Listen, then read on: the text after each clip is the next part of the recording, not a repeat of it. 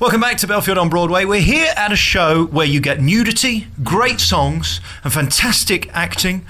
Kyle Riabko, how are you? I'm well. I like that Nudity was first on that list for you. Well, it was the thing that stuck out, if you pardon the pun, the first time I saw it. This is a great story, isn't it, that's fun and uplifting. We need something like this now. Yeah, I think so. I mean, clearly the play takes place in the 60s, and it's not a documentary about the 60s. It is the 60s, and now more than ever, I think we're the kind of people, our young generation, that fit in that vibe. So it's just kind of telling a story of now and then.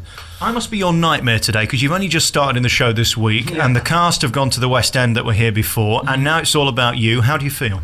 I feel great. It's not a nightmare at all. It's very relaxing and free, and the great thing about this show is that the message is love and peace, and so really the only intention you have to have at the beginning of the show anyways is to love being there, and so it's a great place to start. Yeah. Tell us about the show. I can't believe anybody doesn't know the story or hasn't heard of this because it's so renowned, especially the songs within it, but what's it about?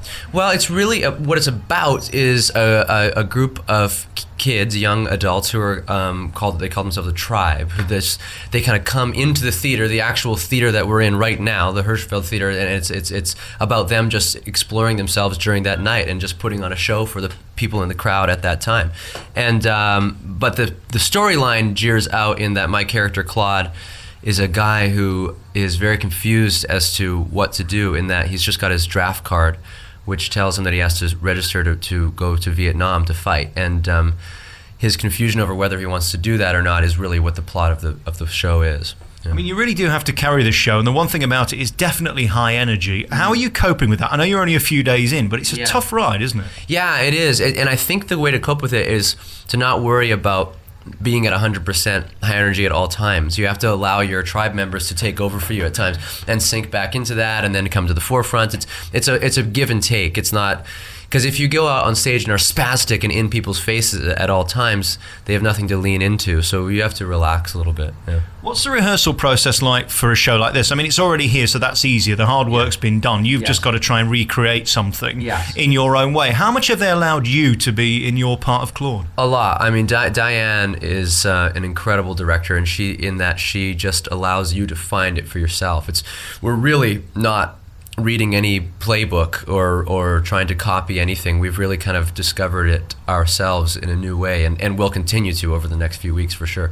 But so to answer your question, not really at all. I mean, we watched it a couple times, but the essence of this show is being yourself, and so in that sense the acting is in the casting, and then at that point you have to just strip any acting away. Yeah. Is it a bit distracting watching those who you're replacing, because it is about you and you've got to create your own identity? You don't really want to be imitating anyone, do you? Yeah, I only watched it a couple times at the very beginning of rehearsal process, and then I stopped, respectively, because I love, especially Gavin, who I'm replacing, is an incredible actor, and I'm a big fan and good friend. So, but I thought it was important for me to not watch him too much, because you don't want to start lifting your arm when he lifts his arm, or nodding your head when he nods his head. That's just stupid stuff. And I know from experience that you can get really caught up in that, and then you're not feeling the moment. Yeah. How annoyed are you on a scale of 1 to 10 that you're not going to London for 6 months? Only annoyed because I've never been to London and I'd love to be. But you know, it's great it's actually kind of a really perfect train of events where they're moving and we're coming in. It's fun that way. It must be like putting on a new production, because it's literally an entirely new cast, because the old cast have gone to London. I don't know that this has happened before other than with plays. Yeah, I've never really heard of this version of a replacement before. I've been a replacement guy just as one person before, and man, is that nerve-wracking. It is insane, because you know that all eyes are on you. So this is just a much more organic way of doing things, yeah. All right, let's take a first piece of music from this show. There's so many that we've heard of. We'll end with Aquarius. What's your favourite in it other than that? Oh, well, I guess my favorite is I Got Life, just because it's my kind of anthem.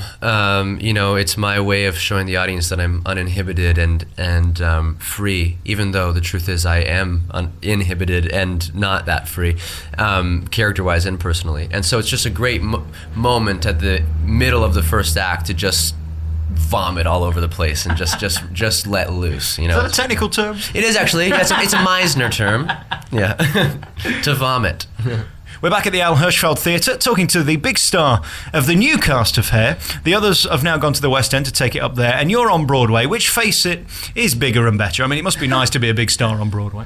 Well, I don't really think of anyone as a big star, especially not myself. In fact, if you could see me right now, I'm very skinny and Canadian, so that strips all that away. It's not really about being a big star, but being on Broadway, there is a very special, tingly, magical feeling, yeah.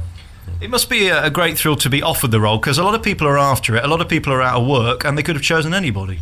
I guess, yeah. I mean, I just met with the creative team and did my best and made a few jokes, and it worked out. I mean, it was really, yeah, I mean, you can't really think about everyone else.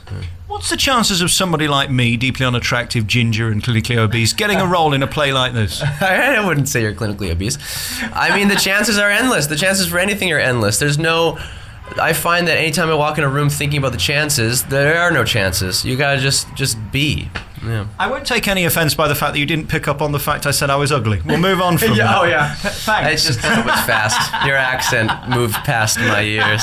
Yeah. I was looking on the internet searching for you, and it's always a worrying thing because you might find some mucky website or something, but no, you've got your own website, and you're an artist in your own right, which is kind of rare on Broadway because everybody wants to be the same and look the same. Yeah. You've kind of gone a different way, haven't you? Yeah, in fact, I didn't really, at the risk of sounding pretentious, I had no aspirations to be on Broadway. It was really, for me, I wanted to be Jimi Hendrix or James Taylor and people like that, which is actually very fitting because that's where this play takes place. But that's what my dream was, and I followed that dream, and for whatever reason, it led me to Broadway. And now that I'm here, I realize this has a lot to do with who I actually am. It's just kind of taking a life path that leads you to the unknown, you know. We're here right in the centre of Broadway and sat in your dressing room. It ain't that glamorous, really, is it? The reality of theatre is it's hard work. It's 8 shows a week, and you're sat here by yourself waiting for it all to start. Yeah, there's zero glamour in it, but that makes it way more fun for me. It's wild. It's real life. You finish a show, you walk outside and shake a few hands and take a few pictures, and then you just go straight to the grocery store and home and shove food in your face and fall asleep. It's much more of a working man's life, and I prefer that. Television or movie sets, there's always shrimp cocktails and things like that. It just takes you out of reality, and I think that's harder to act within that. Yeah. But a bit of pampering occasionally is nice. Yeah, pampering can be nice. Yeah, it just has to be, soaked in reality. Yeah. And let's talk about the first night when you opened, which was just earlier this week when we're taping this interview. Yeah. Were you very nervous? I wasn't nervous at all, and I was prepared to be, and I would be the first one to admit I was, but I wasn't, because it's a tribal show. You have your buddies next to you at all times. It's not a singular feeling, this show, and also what's great about it is that our characters are so subversive, which is a word that we use in the show, that the audience is nervous. They're nervous because they know that they're involved in this show, and so the room is filled with this bundle of nerves, and as opposed to them being uncomfortable nerves, they're kind of just like discovery nerves, and so those are the kinds of things that we feel in this show. I think they're important. This thing you mentioned about being uncomfortable in an audience, I got to be honest with you, I don't like audience participation. Yeah. I come to see you, and I spend my life in show business trying to entertain, but not on someone else's show. I want to do my own. Yeah, you know what? I don't like audience participation either, and I also know for a fact Diane, our director, doesn't. She made that clear. But this show isn't about, let's make fun of these people, let's have them dance with us because it's kooky. This is literally us in 1967 on stage at the Al Hirschfeld Theatre performing for you and showing you that our message is clear and we actually want you to hear it. It's less for entertainment value and more for the literal words of the book.